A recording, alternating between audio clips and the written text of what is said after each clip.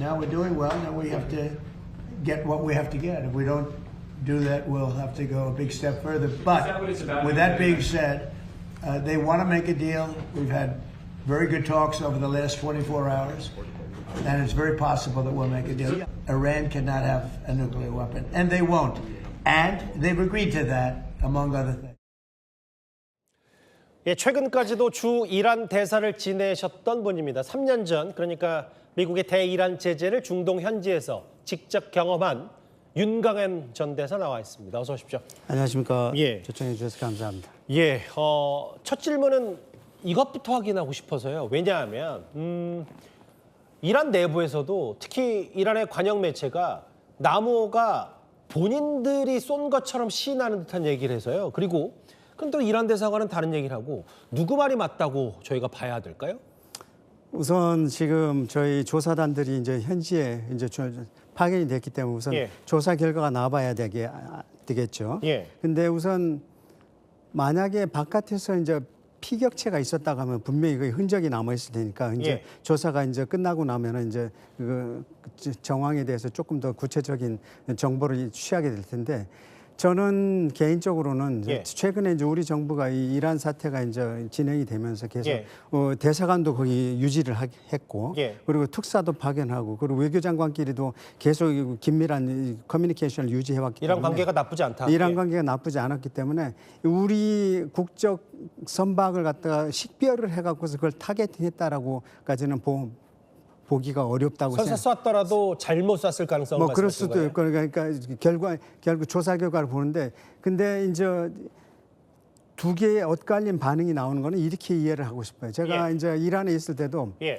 그때 당시 이란의 동결 자산을 했던 엄청난 그 큰 규모의 동결 자산 중간에 이제 저희가 이전해서 그걸 완전히 이제 해결을 했는데 예. 그 이전에는 이란 분들이 저를 만날 때마다 민간도 그렇고 정부 관계자도 그렇고 엄청나게 험한 메시지를 갖다 계속 전달했거든요. 아, 그랬어요? 들으면서도 참 이거는 서로 아는 사람끼리 하긴 좀 어려운 심한 메시지다 할 정도로까지 예. 막 그렇게 겉으로는 심한 메시지를 하는데 돌아주고 나서는 전혀 다른 얘기를 해요. 한국이랑 진짜 일을 하고 싶은데 이거는 이 동결자산 문제가 해결되지 않고서는 이란 국민들한테 이걸 갖다 설명하기 어려우니 대사가 좀 이해를 하라 이렇게 그래서 그런 컨텍스트에서 제가 이해를 하기로는 만약에 이란의 그 관영 TV에서 그런 메시지를 확실하지도 않은 상황에서 그런 메시지를 냈다고 하면은 자기네가 호르무즈 해협에 대한 통제권을 완전히 장악하고 거기에 대해서 벗어나려고 하는 선박에 대해서는 하시라도 자기네가 통제권을 갖다가 행사하겠다는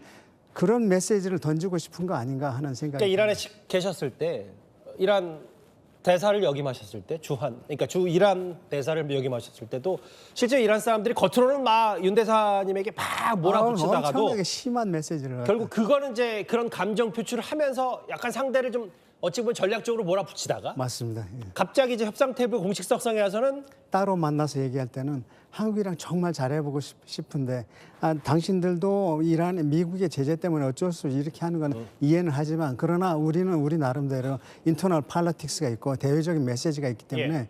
어쩔 수 없다 이런 양해를 해달라 이런 이 상반된 메시지를 보내기 때문에 이걸 겉으로만 이제 인식하고 겉으로 나타난 메시지만 이해하시는 분들은 참 이해하기 어려운 것들이 좀 있죠. 그런 의미에서 질문을 드리고 싶은 게 사실 이제 본론으로 가보면 트럼프 대통령이 이란이 핵무기 포기를 동의했다고 하면서 일주일 내에 전쟁이 끝날 것처럼 얘기를 했는데 이란에 정통하시니까 실제로 이제 진짜 미국-이란 전쟁이 끝나는 겁니까?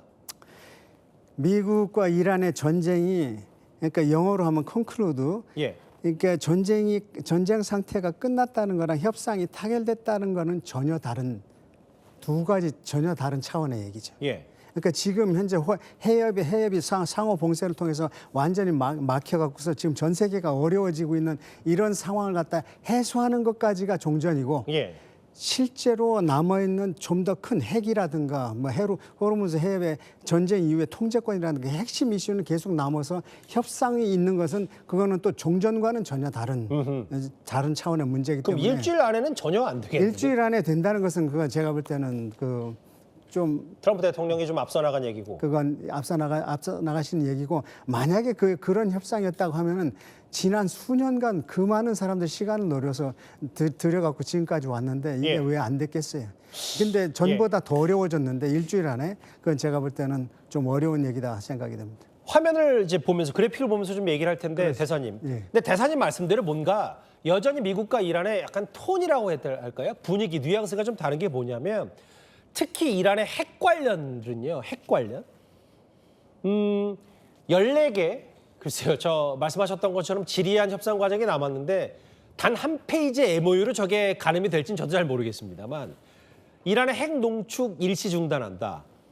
특히 이란의 핵 관련해서는 더더욱 미국과 이란의 입장차가 있는 것 같거든요. 맞습니다. 큰 입장차가 있는 거예요. 큰 입장차가 있는데 트럼프 대통령께서는 계속 이란이 핵무기를 갖다 포기하기로 했다 하는 예. 메시지를 최근에 내놓으시는데 예. 미국 내부의 분석에서도 이번 협상이 점점 더 어려워지고 트럼프 대통령의 설명이 현실과 조금 동떨어지다라고 판단하는 거는 뭐냐면은 예.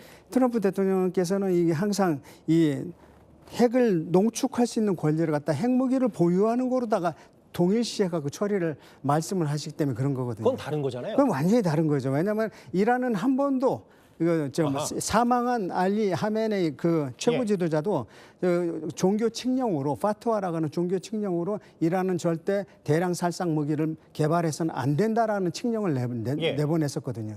그러니까 이란은 한 번도 자기네가 핵무기를 가지려고 하는 열망이 있다는 것 갖다 인정한 적도 없고 그런 것 갖다 보여준 적도 없어요. 다만 그러니까 포기한 것도 말이 안 포기한 되는 것도 거죠. 없어요. 포기한 것도 없어요. 지금까지 포기한 것도 없는데 예. 이 트럼프 대통령께서는 마치 그걸 갖다가 이제 좀 다르게 해석을 하시는 거죠. 이란이 핵무기를 가질 생각이 없다라고 하는 표현을 갖다가 예. 농축할 권리까지도 포기한 것처럼 이렇게 같은 선상에서 이제 이해를 하시면은 예. 근데 이란은 절대 농축을 권리를 갖다 지금 어떤 협상에서도 최근에 있었던 그 파키스탄에서 있었던 협상에서도 예. 농축 권리를 갖다 포기하겠다는 얘기는 한 번도 한 적이 없거든요. 가장 근접했던 것이 양국이 15년이냐 5년이나 해갖고서 그 소위 말하는 모라토리움이라는 그 컨셉까지는 논의를 했다는 건데 모라토리움이라는 것은 농축할 권리를 갖다가 거기에 대해서 판단을 하지 않고 예. 상당기 갖다 핵 프로그램 갖다가 프리즈한 다음에 실질적인 동결시킨 농축 다음에, 권리 예. 동결시킨 다음에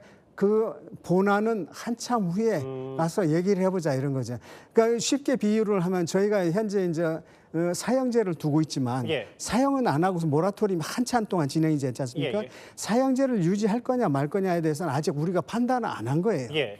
다만 실질적으로 모라토리움을 통해 사형을 갖다 실제 집행하지 않고 있을 뿐이지 사형제 자체에 대한 판단은 유보를 하고 있는 거거든요. 무슨 말씀인지 알아요. 그것처럼 이란에 대해서 핵 농축 권리를 갖다 인정할 거냐 안 할 거냐 하는 최종 판단은 하지 않고 그걸 갖다 모라토리움으로 한 것까지가 가장 근접한 그건데 알겠습니다. 그걸 갖고서 핵 농축 권리를 이란이 포기했다 이렇게 해석하는 건 조금 과한. 그래서 지난번에도 저희 그 시트라이브에 출연하셔서 말씀하셨던 게 그 과거 바이든 정부와 지금 현 트럼프 정부의 과거 그러니까 이 종전 합의안도 오히려 그러면 아예 그 톤 자체가 다르기 때문에 핵 활동이랑 경제 제재든 뭔가 좀 더 서로 간의 이견만 예전보다 덜 좁혀지는 거 아니냐. 그래서 좀 실제로 이란 강경파들도 여전히 이걸 받아들일 수 없는 제안이다라는 얘기가 미국과는 달리 얘기를 하고 있더라고요. 맞습니다. 예. 지금 아직까지 구체적으로 논의도 안 됐고 앞으로 추가적인 논의가 많이 필요한 것이 바로 경제 제재를 갖다가 만약에 핵 합의와 동시에 이게 패키지로 해서 이제 타결이 될 텐데 그걸 어떻게 처리할 것인가에 대해서는 아주 구체적인 게 아무것도 나온 적이 없어요. 예. 이것도 굉장히 복잡한 이슈이기 때문에 이걸 일주일 안에 타결을 한다? 그건 좀 요원한 얘기고. 예. 그리고 나머지 지금 농축을 해놨던 60% 농축을 한 440kg의 이 농축 우라늄을 갖다 어떻게 처리할 것인가에 대해서 이란 내 강경파들이 가장 반발하는 것이 그 포인트죠. 핵 농축이요. 핵 농축을 해놓은 걸 갖다가 지금 이 트럼프 대통령은 완전히 100% 미국으로 빼내자는 미국으로 빼내자는 건데 그것도 여러 가지 왜냐하면 2015년에는 그거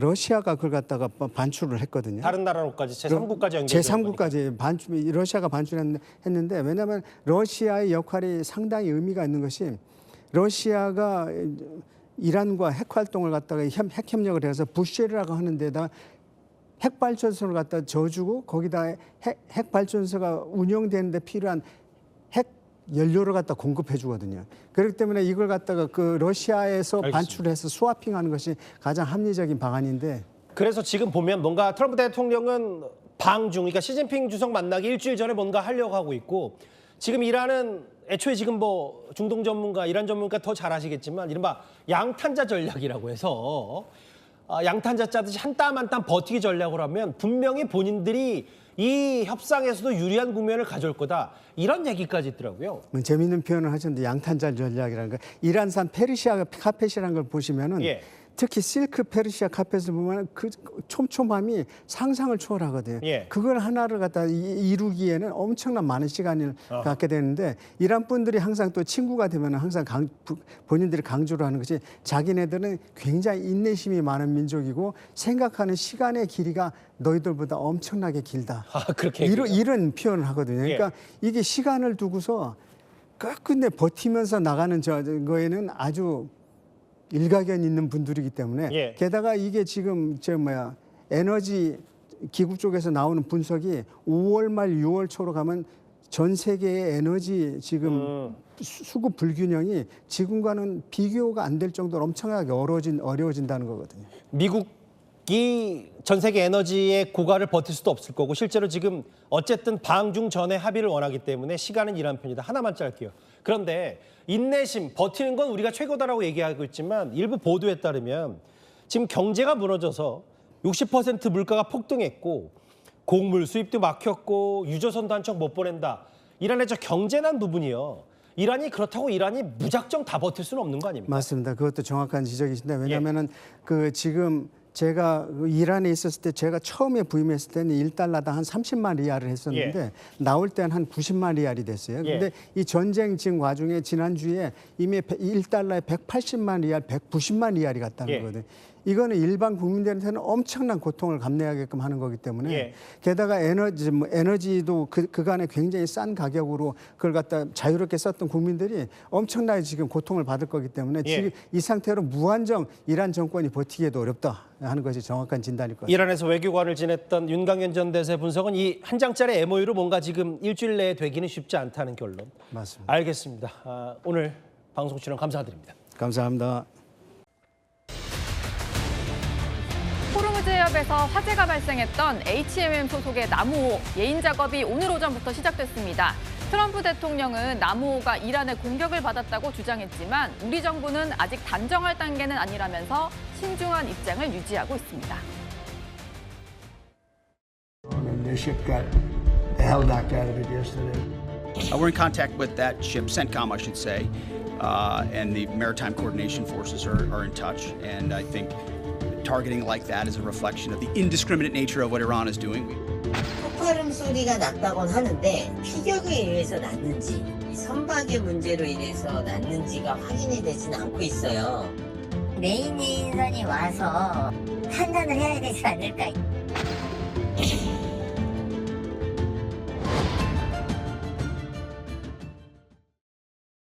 네, 시청자 여러분들이 이해하시기 쉽게 한국 시간 기준으로 좀 정리를 해봤는데요. 예인선이 도착한 게 오늘 오전, 오늘 새벽 3시 30분이고 예인선이 이제 나무호를 두바이 항까지 데리고 들어가야 됩니다. 이르면 오늘 밤 아니면은 내일 새벽 정도에는 도착을 할 것 같고 수리조선소에 들어가서 수리를 하고 정비를 하면서 정확하게 사고 원인을 파악하게 될 텐데요. 이현종 기자님께 좀 여쭤보겠습니다. 이게 80km 정도 떨어져 있다 보니까 예인 과정에도 꽤 시간이 걸리나 보네요. 네, 그렇습니다. 아무래도 바닷길을 운행하는 거고요. 또 자력으로 운행하지 못하는 걸 이제 예인을 하는 거기 때문에 한 10시간 정도 시간이 걸릴 걸로 지금 추정이 되고요. 오늘 밤 늦게나 내일 새벽에 이제 도착을 합니다. 두바이 항에. 네. 그러면은 미리 지금 현지에 항공편으로 우리 그 해양심판원 전문가분들하고 또 화재 감식반 이런 분들이 가 있습니다. 전문가들이. 그분들이 아마 승선을 해가지고 이제 상황을 살펴보게 될 텐데요. 가장 중요한 거는 화재가 난 지점인데 거기가 지금 격벽이 돼가지고 완전히 차단이 돼서 이산화탄소가 채워져 있거든요. 네. 그렇게 해서 이제 자동으로 진화가 된 상태인데 사실 선원들이 이걸 자체로 하지 못한 게 그 이산화탄소를 이제 문을 열어가지고 빼면 다시 불이 일어날 경우에 화재 진압을 할 수가 없는 상황이기 때문에 이제 두바이 항에 가져와서 어떤 다시 발화할 가능성이라든가 이런 걸 완전히 차단한 다음에 감식을 하게 됩니다. 그리고 거기에 대한 이제 전문가 감식 함께 그 직원들, 선원들에 대한 어떤 조사도 할 거고요. 네. 그다음에 뭐 선체 조사도 아마 하게 될 것 같습니다. 그래서 제가 보기에는 현지의 판단도 있겠지만 관련된 또 사진 촬영이라든가 이런 것들이 오면 내일 중에는 이게 어느 정도 가닥은 잡히지 않을까 이렇게 생각이 듭니다. 예. 두바이 항에 입항을 하게 되면 나무호의 현재 상황도 저희가 좀 알 수 있지 않을까, 현지에서 그림이 들어오지 않을까, 뭐 이런 생각도 좀 드는데요. 이런 와중에 이란에서는 말이 좀 엇갈리고 있습니다. 일단 트럼프 대통령은 이란의 소행이라는 것을 사고 당일부터 주장을 하고 있었는데요. 이란 대사관 같은 경우에는 이란군 개입을 전면 부인한다. 의도치 않은 사고가 발생할 수는 있다. 이란 군과는 무관하다라고 얘기를 했습니다. 그런데 이란 관영 매체에서는요. 이란 당국이 정한 새 해상 규정을 위반해서 표적이 됐다. 이런 얘기를 했습니다. 문성무 센터장님, 네. 누구의 얘기가 맞는 걸까요? 글쎄요. 지금 뭐 같은 나라에서 공식적으로 나온 입장이 완전히 상반된 거 아닙니까? 예. 주한 이란 대사관에서는 이란과는 무관한 것이다. 이란군의 개입은 전혀 없었다라고 얘기를 하고 있고, 다만 거기서 그런 얘기는 했었죠. 이란의 통제를 따르지 않으면 그런 일이 있을 수 있다 하는 얘기지만, 이번 나무호의 그 사고는 우리 군과는 무관하다라고 하는 게 주한 이란 대사관에서 밝힌 것인데, 예. 그게 주한 이란 대사관에서 본국의 어떤 지침이나 훈령이 없이 임의로 판단해서 이런 얘기를 할 수 있는지, 그게 이제 의심스럽고요.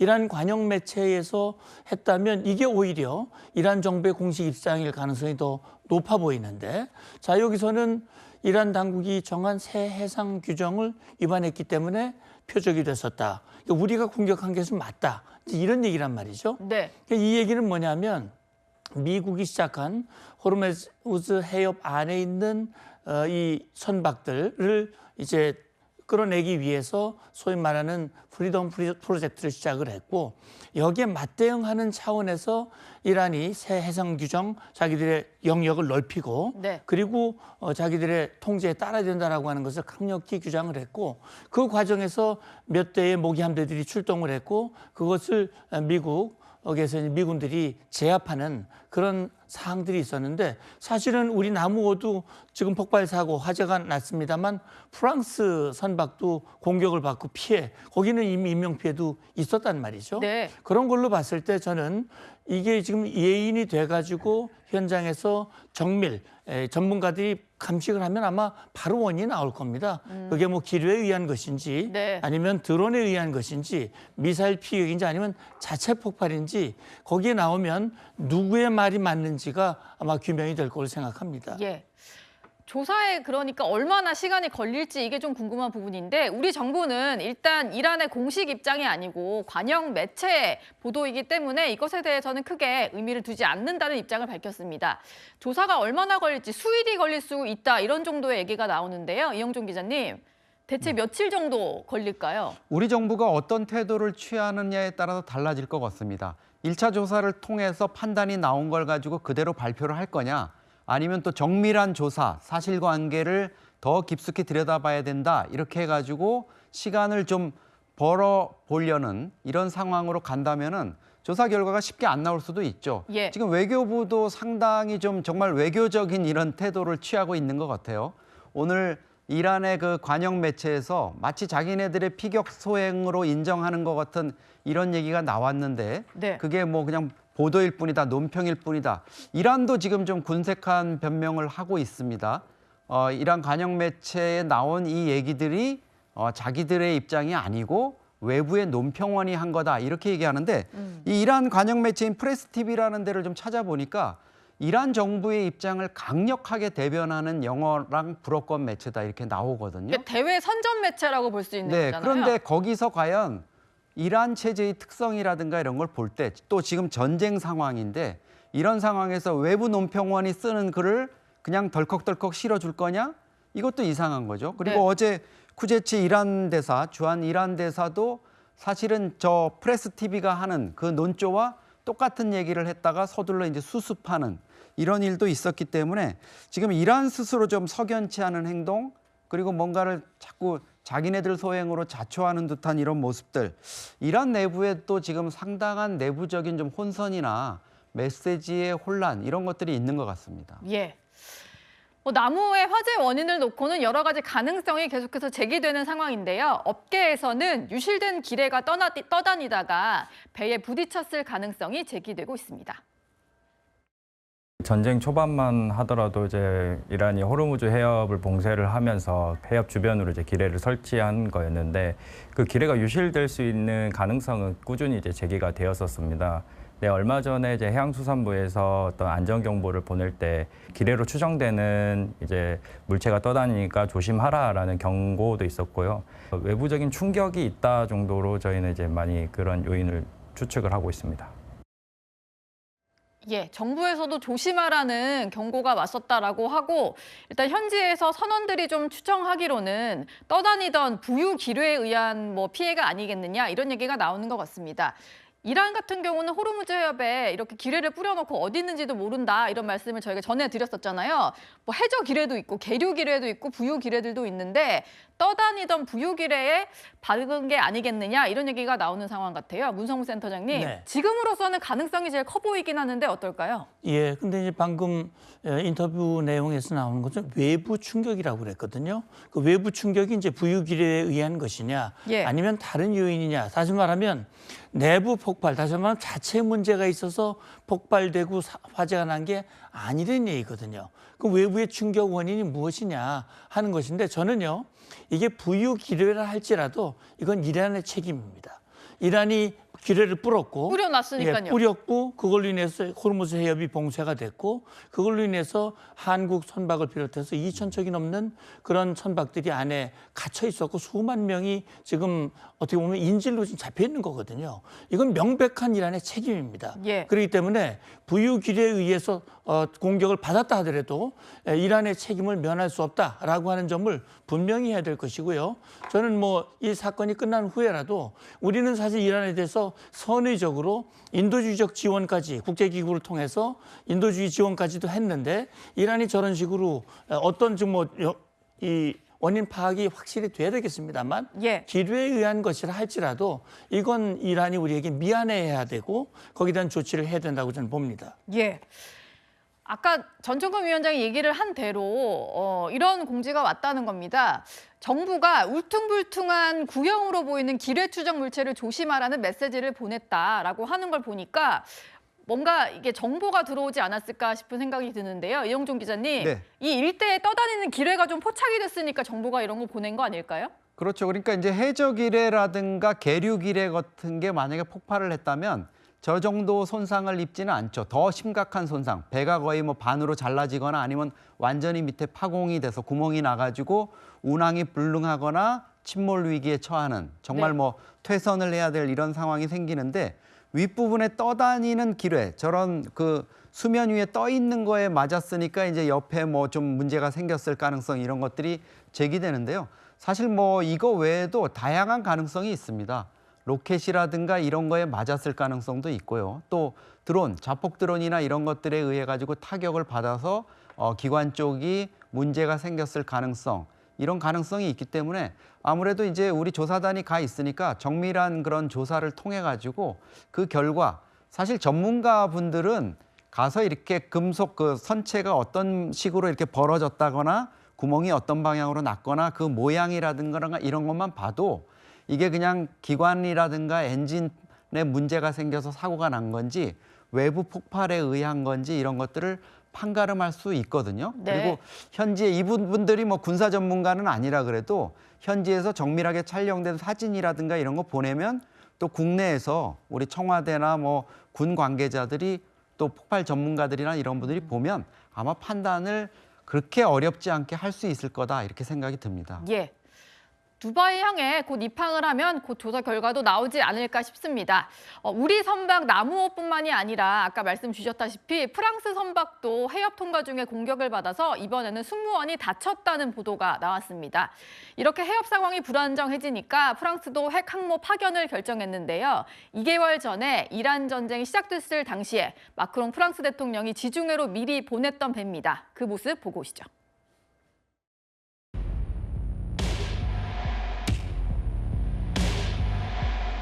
Face à cette situation instable, aux incertitudes des jours à venir, j'ai donné ordre que le porte-avions Charles de Gaulle, ses moyens aériens, son escorte de frégates fassent route vers la Méditerranée.